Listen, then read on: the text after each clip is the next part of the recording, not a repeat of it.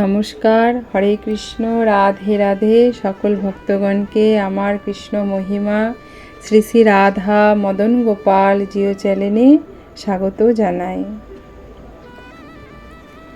আমার গুরুদেব প্রভুপাদ শ্রী স্বরূপ গোস্বামীর আতুল চরণে ভক্তিপূর্ণ প্রণাম, মাতা পিতার চরণে প্রণাম, সকল সাধুগুরু বৈষ্ণব ভক্তগণের চরণে প্রণাম জানিয়ে আজকের ভিডিওটি আমরা শুরু করছি। আজকে আমরা আস্বাদন করব আত্মসংকল্প। নিজের ভাগ্য নিজে গড়ে তুলবার জন্য আত্মসংকল্প কতটা প্রয়োজন, আর আমাদের সাফল্যে পৌঁছাতে আত্মসংকল্প কতটা সাহায্য করে, সেই সম্বন্ধে আমরা আস্বাদন করব।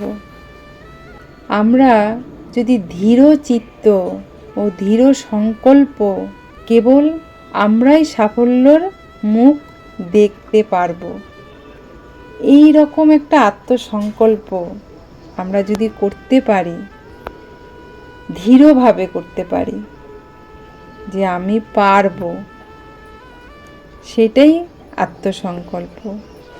দৃঢ় চিত্ত নিয়ে সেটাকে সংকল্প করা, শরীর ও মনের শক্তি বাড়ানোর জন্য তাই পূর্ণ মাত্রার সচেষ্ট হতে হবে আমাদেরকে।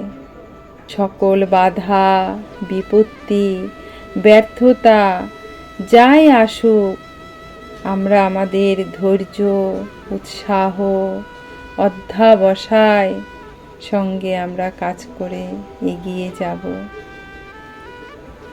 যতই আসুক বিপদ, ধৈর্য আমরা হারাবো না।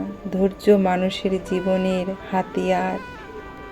হাতিয়ার থাকলে যাই আসুক আমরা সব কাটিয়ে বেরিয়ে চলে যেতে পারবো।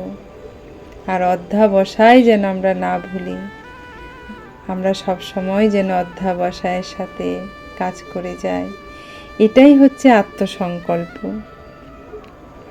সবসময় দৃঢ়ভাবে নিজের আত্মাকে নিয়ে সংকল্প করতে হবে, আমি পারবো, আমি পারবো, আমি পারবো, আমার দ্বারা হবে হবে হবে, এটাই আত্মসংকল্প। আচ্ছা, তাহলে আজকে আমরা আত্মসংকল্প আস্বাদন করলাম। আপনারা সবাই ভালো থাকবেন, ভিডিওতে লাইক শেয়ার সাবস্ক্রাইব করবেন। হরে কৃষ্ণ, রাধে রাধে।